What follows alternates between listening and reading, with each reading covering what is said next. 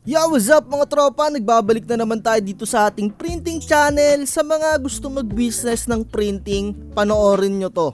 So, meron nag-comment sa atin dito na subscribers natin. Sabi niya dito, napanood niya mga videos ko kasi daw, nung una, si Idol Rapido yung pinapanood niya. And then, nung nag-canvas daw siya ng price sa Lazada, nung mga model na ino-offer ni Idol Rapi, ang laki ng patong pala. Kaya ayun, mag-i-start daw siya ng printing business na paisa-isa daw yung bili niya sa Lazada. Ang plano daw niyang bilihin ay 5 to 90 na model ng Epson na printer. So nagtatanong din siya dito, magkano daw ba ang pricing ng document printing kasi daw yung i-rent daw niya na pwesto ay 7,000 per month, no? Sobrang laki, napakalaki para sa isang commercial space talaga. Ganyan talaga yung mga presyuhan ng mga commercial space, 7,000, meron pa nga mga 15,000. Pero kung nagsisimula kayo, no, napakalaki niyan. Tapos sabi niya dito, kaya ba daw niyang kumita more than 7K sa printing business, and then ang i-offer daw niya document printing, laminating pa lang, ayun daw, tsaka daw photo printing. So umpisahan muna nating sagutin itong mga una niyang tanong-tanong dito, at inuulit ko sa mga gustong magsimula ng printing business, kailangan mag-research talaga kayo ng maigi para ma-maximize nyo yung mga budget nyo kapag magsisimula kayo ng isang negosyo. Ibig ko sabihin, hanapin nyo yung tamang magbenta ng presyo talaga nung isang produkto. So makikita natin dito sa screen natin. So Epson 121 yung binibenta ni Idol Rapi, nagkakahalaga ng 9,000. So maraming magko-comment diyan, sasabihin na naman sinisiraan si Idol Rapi. Eto, no, unang-una, kung talagang idol nyo yung isang tao, edi doon kayo bumili sa 9,000. Kung talagang idol na idol mo, kung panatiko ka talaga niya, diyan ka bumili. At inuulit ko, kaya ko sinimulan etong channel ko, gusto ko yung mga magsisimula ng printing business na merong mga sapat lang na pera, yung merong talagang nag-iipon para makapagsimula ng printing business, ay makabili ng tamang presyo. Yung hindi overpriced, walang patong, hindi ginogoyo, hindi inuuto, makabili kayo ng tamang presyo. So dito meron tayong ipapakitang Excel file. So dito sa Excel file na to, nandito nakalagay yung mga tamang presyo kung saan yung mga binibilihan ko ay kinumpile ko. Ibig sabihin nito, yung mga store na nakalink dito ay trusted ko yan, kasi dyan talaga ako mismo personally bumibili ng mga product. Dyan ako bumibili ng dyan ako nakabili ng Epson 3210 na dati ay Epson 3110 pa. So simulan natin sa Epson 121 na kay Idol Rapi ang binibenta niyang printing na Epson 121 ay 9,000. Magkano ba ang tunay na presyo niyan? So eto, inuulit ko, gusto ko yung mga merong tamang pera lang at nakakapag-ipon lang ng sakto ay makabili ng tamang presyo. Pero kung sa tingin nyo naman na worth it yung pang-uuto sa inyo ng isang tao, ay doon kayo bumili kung worth it talaga yung sinasabi niya na only support, na which is yung only support naman na ibibigay nung isang tao ay bibigyan lang kayo ng link kung saan ay manonood lang din kayo ng video niya. Bakit? Bobo ka ba? Tatangix-tangix ka ba na hindi ka ba marunong mag-search sa YouTube ng sarili mong error? Halimbawa, nagkaroon ng paper jam. How to fix paper jam Epson 121.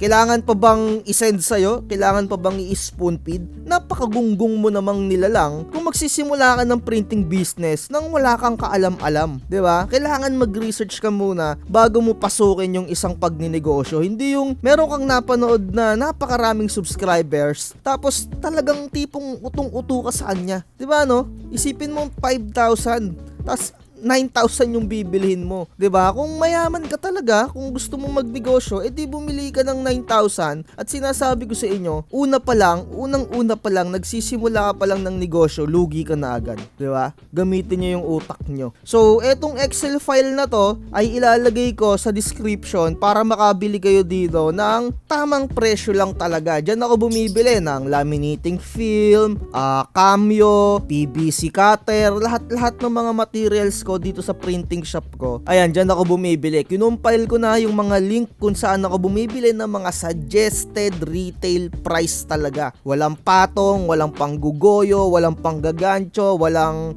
pambubudol. Lahat to mga legit na mga store. At kung gusto mong makabili talaga ng nakakabisita ka sa isang lugar, pumunta ka sa Odeon Mall. Kasi usually yung mga link na to ay eto, yung mga yan, yung mga owners niyan ay mga taga Odeon din, no? Doon din yan nakapwesto. So sagutin natin yung mga ilang katanungan pa niya dito. Sabi niya dito, tinatanong nga niya kung magkano yung pricing daw ng document printing. So ako personally, ang price ko ng printing, kapag ka black lang, as in black lang, puro text, 5 piso ang short. And then kapag ka long, ang ginawa ko na ay nag 7 pesos na ako sa long. Kahit text lang, 7 pesos ko na siya.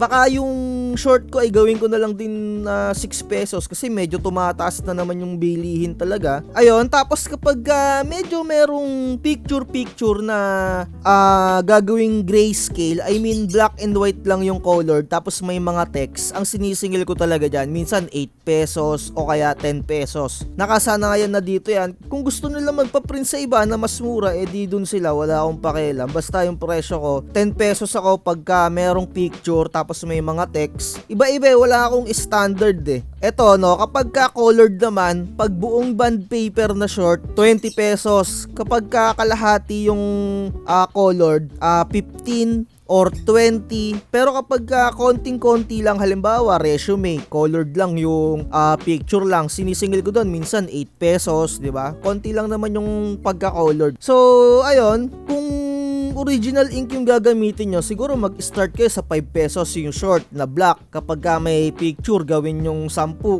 Tapos kapag magpo-photocopy kayo, pwede nyong gawing 5 piso na, nasa sa inyo. Pero ako dito sa photocopy ko, 3 pesos lang yung sinisingil ko. Pero bahala ko na rin sigurong gawing 4 pesos na rin yung photocopy ko, no? So, inuulit ko, wag kayong bibili ng napakamahal na isang bagay na sa tingin nyo ay inuutulang kayo. So, eto nga, yung 7,000 per month, napakalaki nito na pwesto. Syempre, dagdag pa yung internet, dagdag pa yung tubig dyan, dagdag pa yung kuryente. At saka kung document printing pa lang yung i-offer mo, medyo mahihirapan ka dyan. Siguro, magdagdag ka ng souvenir, magdagdag ka ng ganyan, sticker printing, product label. Pero ang pinaka-importante, makakuha ka ng souvenir. Kasi yan yung makakapagpabawi sa'yo dyan sa 7,000 per month at saka yung mga internet. Hindi naman pwedeng wala kang internet sa isang mong negosyo. Syempre, internet na ang labanan ngayon. Kailangan meron kang ganyan. Kung data lang yung gagamitin mo, syempre, napakabagal.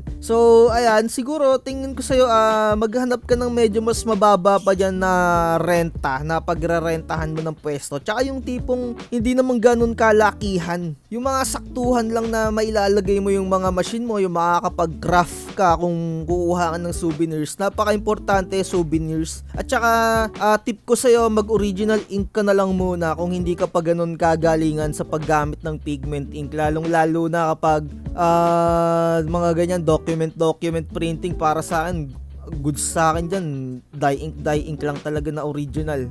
Tsaka sa souvenirs, pwede naman talagang i-dye ink lang yung gamitin mo eh. Yun naman talagang At tsaka kung magpipigment ink ka, lalong-lalo na magtatayo ka talaga ng printing shop, kailangan bukod-bukod yung printer mo. Meron kang printer na pang pigment, meron kang printer na pang sabli, meron kang printer na pang dye, original dye. Ganun, no? Kasi walang printer talaga na isa lang yung gagamitin mo na para sa lahat na. Hindi mo, walang ganun, no?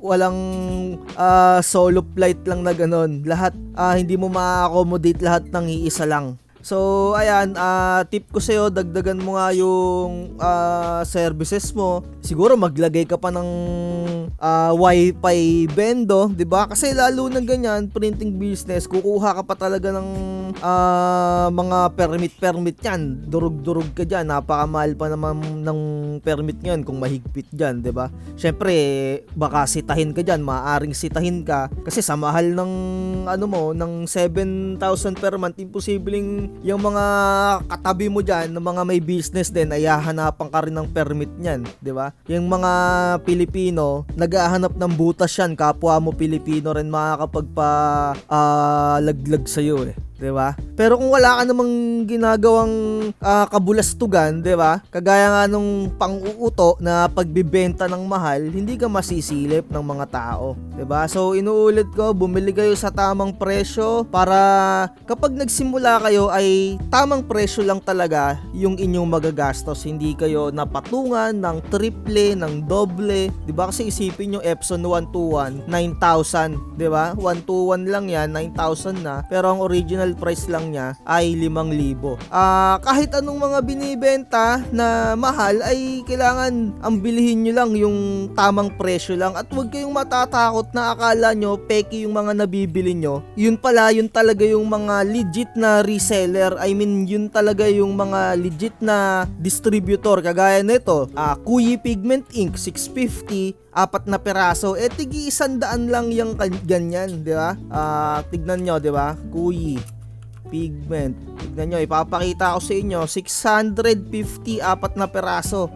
Yung isang set nun, tigi 100 lang. Black, cyan, yellow, magenta, di ba? Tigi 100 lang. So 400 lang yung 4 na peraso. Nalugi ka na agad ng 250. Nauto ka na agad, 'di ba? So maging wise kayo at mag-research kayo kung magsisimula kayo ng business. Hindi porket sobrang daming subscribers nung nagsasalita sa harapan nyo ay tunay na yung mga lahat ng sinasabi niya. Bumasi kayo sa experience, sa mga napapanood nyo sa iba. Kung hindi kayo nanonood sa akin, kung sa iba kayo nanonood, ayos lang naman. Basta ang importante, mag-gain kayo ng experience bago nyo simulan yung mga business nyo. Huwag kayong magpapahype kasi dyan kayo may exploit. So ayun lang, dito na natin tatapusin yung video na to, at sana nakatulong tayo dito sa nag-comment na to. At saka good luck sa pagsisimula mo ng printing business. Hindi porket yung nakikita mo na iba na umangat sa ganyang business ay ikaw ay aangat na rin. Nasa diskarte mo pa rin yan. Bye-bye. Huwag magpapabudol mga tropa.